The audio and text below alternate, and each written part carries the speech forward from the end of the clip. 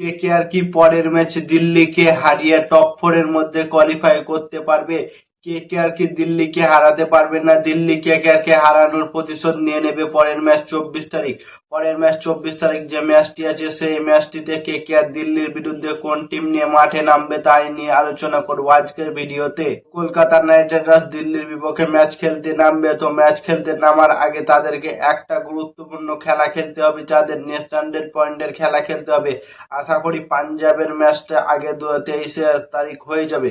পাঞ্জাবের ম্যাচটি 23 তারিখ হয়ে যাবে এবং রাজস্থানের যে ম্যাচটি আছে সেই ম্যাচটি 24 তারিখ বিকেলের দিকে হয়ে যাবে এবং 24 তারিখ রাতের সময়তে কলকাতা নাইট রাইডার্স এবং দিল্লির ম্যাচ আছে, শেষ ম্যাচ আছে কলকাতা নাইট রাইডার্স। এটা কলকাতার জন্য একটা প্লাস পয়েন্ট। কলকাতাকে কত রানের মধ্যে জিততে হবে এবং কত ওভার থাকতে জিততে হবে। যদি পাঞ্জাব জিতে থাকে তাহলে নেট রান পয়েন্টে কত দরকার হবে সেটা সবকিছু জানা যাবে। কলকাতা নাইট রাইডার্সের কত বল আগে যে ম্যাচটি ফিনিশ করতে হবে সেটা জানতে পারবে কলকাতা নাইট রাইডার্স। আর রাজস্থান যদি জিতে নেয় তো ম্যাচে কোয়ালিফাই করার স্বপ্ন শেষ হয়ে যাবে। কলকাতা নাইট রাইডার্সের এখন একটাই ভরসা হচ্ছে দিল্লিকে হারাতে হবে। দিল্লিকে যে কোনো মূল্যে হারাতে হবে এবং এমন ভাবে হারাতে হবে যে তারা নেট রান পয়েন্টে প্লাস পয়েন্টে অনেকটা পাঞ্জাবকে ছেপিয়ে যায় এবং কলকাতা নাইট রাইডার্স অনেকটা চেঞ্জেস করে স্কোয়াড নামাতে হবে।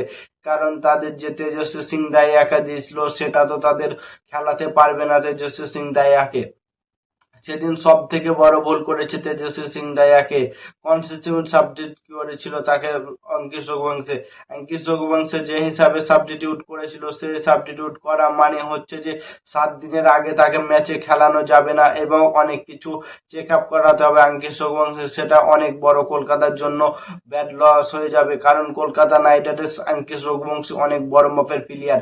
আর সব থেকে বড় চেঞ্জেস করতে হবে, ফিন অ্যালেনের সাথে আজিমকে রাহানেকে বাদ দিয়ে সুনীল নারায়ণকে ওপেনিং পেয়ারটা দিতে হবে। তাহলে কলকাতা নাইট রাইডার্স ওপেনিং পেয়ারটা অনেকটা স্ট্রং হয়ে যাবে।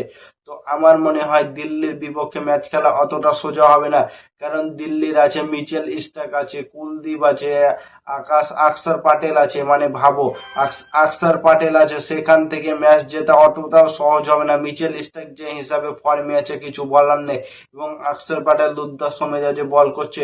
তো কলকাতা নাইট রাইডার্সকে অনেক কিছু চেঞ্জেস করতে হবে, যেমন তাদের বোলিং এ আনতে হবে সৌরভ দুবে তো করছে খুব সুন্দর, এবং তোমরা আনতে পারো উমরান মালিক। তোমরা যে কোনো মূল্যে হোক উমরান মালিক কেন, আর রোমান পাওয়েলও খুব সুন্দর করছে। এবং তোমরা আর একটা চেঞ্জেস করে আনতে পারো ক্যামরন গ্রিনের পরিবর্তনে রাচিন দাবিন্দাকে এনে দলের মধ্যে দেখে নিতে পারো যে রাচিন দাবিন্দা কেমন খেলছে। 2027 আইপিএল এ তাকে রিটেন করবে না ছেড়ে দেবে সেটাও দেখতে পারতে একটি ম্যাচ খেলিয়ে। কারণ রাচিন দাবিন্দাকে যদি তোমরা ছেড়ে দাও আর যদি পরের বছর খুব সুন্দর খেলে তো তোমাদের আফসোস হবে। সেখান থেকে রাচিন দাবিন্দাকে একটা ম্যাচে চান্স দিয়ে দেখো। তো ফিন অ্যালেনের সাথে সুনীল নারায়ণ অথবা রাচিন দাবিন্দাকে ওপেনিং দাও, তাহলে কলকাতা নাইট রাইডার্স দিল্লির বিপক্ষে খুব সুন্দরভাবে জিততে পারবে। তো তোমাদের মতামত কি কমেন্ট করে জানাও, কলকাতা নাইট রাইডার্স টপ 4 এর মধ্যে কোয়ালিফাই করতে পারবে কি?